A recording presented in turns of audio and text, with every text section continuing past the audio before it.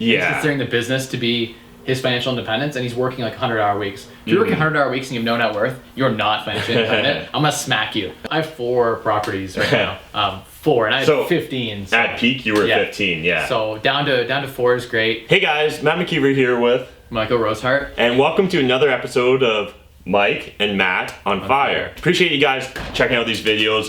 Really love the fact that you're sharing them on Facebook and social media. It's the only way I get new subscribers, so definitely keep sharing them because sharing is caring. It's the motivation I use to keep cranking out these videos, as well as when you guys jump into the comment section. We find it really rewarding, and we love kind of giving you our one-on-one feedback. So we're going to jump over to our selling real estate portfolio. Real estate crash coming.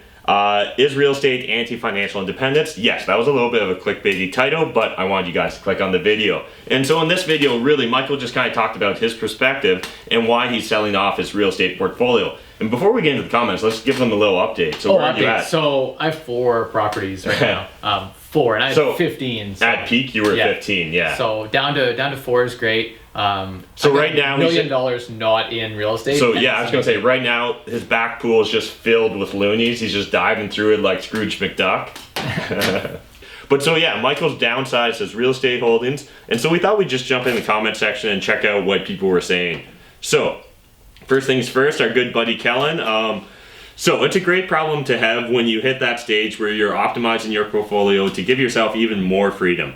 But when you're in the stage where you're still building up and striving for a financial independence number, your net worth at 4% safe withdrawal rate isn't enough. The decision is clear, at least to me. Hold the real estate and continue to grow. Personally, my net cash flow from real estate is 3 to 4 times higher than what my 4% safe withdrawal rate would result if I sold it all. And that's mostly due to the wonder of leverage, especially early on when everything is close to 80% loan to value. Very interesting topic. It was great to hear and listen. So, thanks, Kellen, first of all, for the kind words. And I think Kellen makes a great point, right? He does, yeah. Like, I don't think we would discourage anyone from building their net worth in real estate and then pivoting afterwards if they so chose, or they can continue holding it. Yeah. Really up to you guys. Plenty of options. But just kind of wanted to highlight that. I thought that was a great comment, so thanks, Kellen. So then Dylan just said, I think debt-free coming out of school is a huge base for becoming financially independent and retired early. I was able to complete university and an extra year of college completely debt-free due to scholarships from academics and football. What people also don't do is apply for other bursaries and scholarships. Yeah. I applied for every single one I could find, and I actually ended up making money from going to school. So I saw. Did you? Yeah. Mm-hmm. I didn't make money, but like I got a bunch So when of free I money. went to Western, I was making money. Okay. I was making like all of my living costs. Yeah. We should do a video on that too. Yeah, I got through school debt free, and so but at Ivy, no. I did. Gotcha. I had to work summer jobs to make that work. You did 2 years at Western and then 2 at Ivy? Is that how? Ivy, okay, yeah. So anyways, he was just telling us some more about how football helped him get some of those scholarships. And then he also said, real estate for me is a 13 out of 10 on the pain in the ass factor. I wanted to create multiple income streams and passive income that was not as high on the pain in the ass factor, while also giving me the ability to become financially independent. I never really can see myself retiring, as I always want to stay working and helping people. And so I think that's something that comes up a lot in the financial independence sphere, is people saying they never want to retire. And I definitely understand it, but there's a few things you should also consider. One, it's sometimes not always your choice, right? So I think that's why financial independence is still important for people. Even if you don't want to retire early, having your financial picture completely under control is important. It just gives you the locus of control is just so much more strong with you if you're financially independent.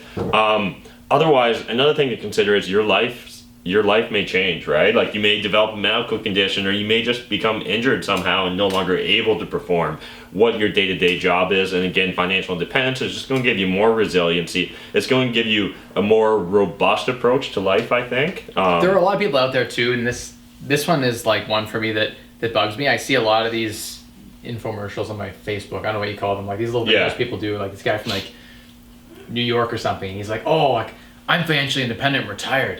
And he's like, his net worth's like 0, right? And he's like, I'm financially independent and retired. He's like, I'm bringing passive income of like $20,000 a month. And it's really just because he's like opened some scammy business. Yeah. He's considering the business to be his financial independence, and he's working like 100-hour weeks. If you're working 100-hour weeks and you have no net worth, you're not financially independent. I'm gonna smack you. Like, for those infomercials I see on Facebook, I don't think these people are watching this video, but if they are, I'm gonna smack you. Because if you run an active business, you're not financially independent.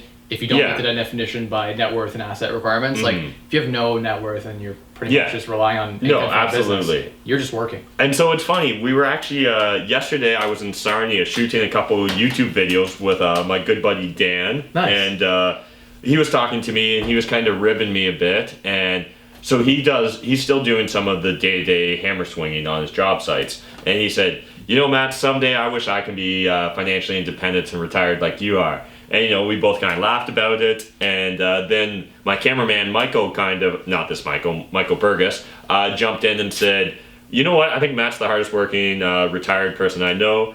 And he's definitely working more hours than the average person.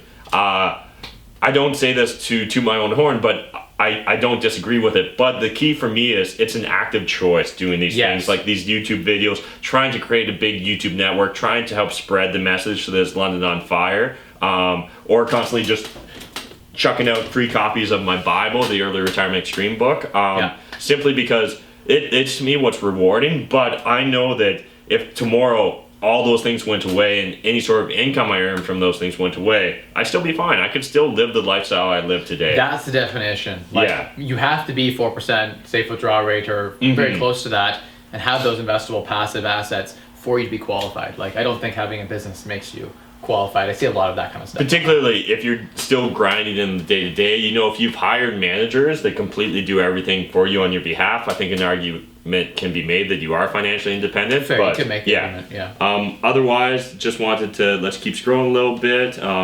Really appreciate everyone just giving us the compliments. Can Space Ada told me to go the Grant Cardone route and make that 100 mil. Right now I'm still grinding hard, so we'll see what happens. But I thought Spirit Leash had kind of an interesting comment here. And so his comment was, hey Matt, I like you a lot. Here's some advice. Sell 90% of your real estate. Only keep that one you were renovating last year. That will make you 15 to 20% ROI. Keep the rest in cash and wait a couple of years. In the meanwhile, only do real estate sales as an agent. So first of all, I think there's a little bit of confusion. I'm not a real estate agent, so I don't make any money selling real estate. Jeff Weibel, my good buddy, he is a real estate agent. If you guys need a real estate agent in London, Ontario, hit up Jeff on Instagram. He did, like, if this comment was to me, this is exactly like what I did. I sold off 4 properties, so I don't know if that's 90%, but 80% of my properties are sold off, and I got a pile of cash. I don't know about keeping it all in cash, but you know, investing it in maybe not in equities. Maybe we're going into a recession. We know what Michael's going to invest it in. It's going to be all Bitcoin all the time. Oh, the next video you're going to find out why that isn't the case. But yeah, so like, no, it's a really good point. Like, I've made a goal this year of I'm working with other people, helping them buy properties here in London, and I'm going to put offers out on 3 a month. So I want to do 36 deals this month, but not closing my name. Yeah. So I'm still going to be involved in the real estate market, as they've kind of mentioned there. That's the goal for this year. I don't want to name drop the person I'm working with, but yeah, so that's cool. One of the things I'm doing. So that's great advice, and it's funny because I hadn't read that comment, and that's similar to what I'm doing. And so that being said, at the same time, I think that this comment is a little bit fear-oriented, simply because the idea of like holding it in cash for me, to me, is unpalatable. I wouldn't be overly interested in holding it in cash. I understand the perspective. I think the idea here is Spirit Leash is thinking that we're probably overextended as a nation in Canada. The odds are we will see a correction in the real estate market. I'm not saying that's the case, but I think that's the perspective he's using in this comment, and I totally get it. I understand why. We've definitely seen a big ramp up in our prices. We're still seeing tons of multiple offers. I know there's multiple offers in Windsor, Sarnia, and London, even though it's like January and February, which is usually the slowest time of the real estate market. Things are still really hot. And things still definitely seem hot. It could be a signal. I mean, there are lots of people who think, I remember people in 2014, I was reading 2014, like, hey, you have this great bull market from 2008 to 2014. The market's going to crash. I'm all in cash. Those people now in 2018, 4 years later, they missed out on like 80% And particularly if they literally did stay all cash the entire time. I can remember people telling me in 2010 it was a bad idea to buy. And like, I'm not saying it was a great idea to buy. I'm saying in my case it seems to have worked out to this point. in hindsight, maybe I'll look back and think it was a bad idea, but currently I'm very happy with being in real estate and having the exposure to real estate I have. For me, what it really comes down to is my properties cash flow strongly. If say debt cost rises significantly, I can still weather like a 3 or 4% higher rate than what we're currently doing today. In addition, I could probably weather about 30% reduction in what my gross rents are and continue to be able to be cash flowing or at least cash flow neutral. So I think that's just something to be cognizant and aware of as well. I will share my thoughts. The fact that things have been so hot, there are some signals that things might. Okay, so as an example, I'm really salty with this one, but I sold a property in September, right? For, we'll call it like 329, I think it was 330, let's say, before commission. So my net was a bit less. And they literally closed on it, did nothing, and relisted it 3 months later, and they just relisted it for $90,000 more, and they're going to sell it. That's literally, like, I had several offers at the time. Market value was in that range. Now market value is 90,000, like 25% higher in 4 months on a property. Like, my mind is blown that that's even happening. How could someone flip a property with putting $0 in? They literally just took better pictures. Yeah. And relisted it. Well, and I think there is something to be said there for marketing. I think they're marketing probably to a different profile of buyer, right? They're probably hitting out-of-town buyers that are less sophisticated, that are focused simply on... But some of that's just growth. Like, and I'm seeing listings overall, like in certain pockets, absolutely. 10, 15% over, even like the highs we were seeing last spring, I'm seeing 10, 15% even higher now. Yeah. And it's just like the market's, I don't know if it's just catching up, but that doesn't feel sustainable in London, Ontario. It, like, certainly expecting the same sort of growth in prices that we've seen in the last year, the last 18 months. Correct. I agree. I could easily understand seeing a stabilizing, like where we don't really see any growth, where we kind of plateau here for a while. Late 80s, early 90s, right. like 6 years of.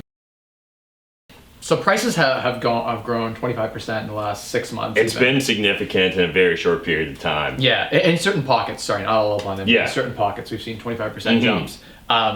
In certain like streets, I've seen 25% jumps in properties year over year in the comparable listings.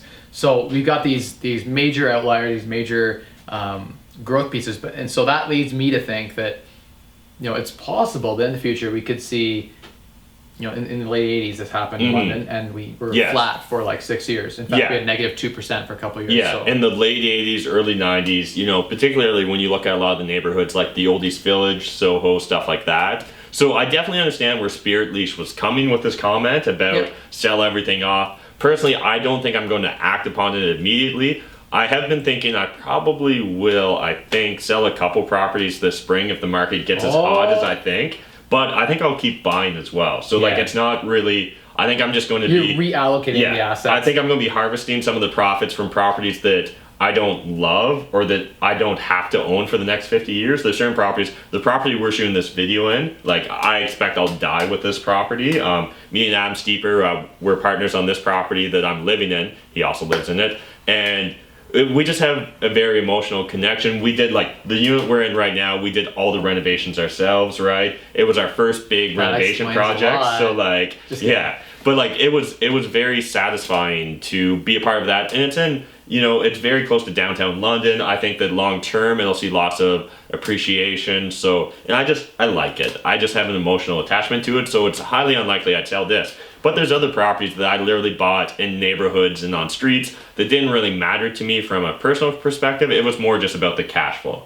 So those ones I think I will highly consider selling off this spring if the market gets as hot as I think it's going to get. I think it's going to go higher before it has a chance to come lower. If you look at every bubble, right, there's always a, you know, where's the top? And no one knows where the top of the cliff's going to be, but we just keep seeing this massive growth that's going off the camera chart. Maybe I sold too soon. Probably the case. I'm seeing properties that I sold in the fall being relisted by people a few months later who did nothing. Like they renovated it, just listing it for like $50,000 to $100,000 more. So I feel bad about those. That's the downside to the Spirit Leash's comment, is that if you hold yourself in cash, it's a huge risk. You're gonna miss out on a lot of gains. So that's the downside. You want to hedge that. You don't want to necessarily sell all of your real estate portfolio. Just because if you read my video and you like a lot of what I was saying, you're like, hey, you know what? Mike's gonna sell everything. I should sell everything too. Now I would caution that with like, maybe don't sell everything and do it over a couple of years, spread it out. And again, that's great for the tax perspective, like Mike was talking about earlier in the video. So anyways, that's it for this video. We really do appreciate you guys leaving us these comments. They mean a lot to us, as well as it's great for content for us, and we love continuing the discussion from the comment section in these videos. So we're definitely going to make this a reoccurring habit where we follow up with a video and just discuss kind of your guys' comments. So jump in the comments on this video, share your perspective. If you disagree, agree, we'd love to hear about it. Otherwise, definitely hit up 25andfree.com. That's Michael's blog. And again, if you leave him a really long comment on his blog, he'll answer it. So don't be afraid to pick his brain over there. Otherwise, we'll see you in the next video. Really appreciate you guys watching. Smash the like button, hit the subscribe button if you're not already subscribed. And pretty soon, or maybe even by the time you're watching this, depending on how the future works, Michael's going to have a YouTube channel. So looking forward to that. I'm creating a YouTube channel. I'm putting my name out there. YouTube exclusive. All right. Thanks, guys. Bye.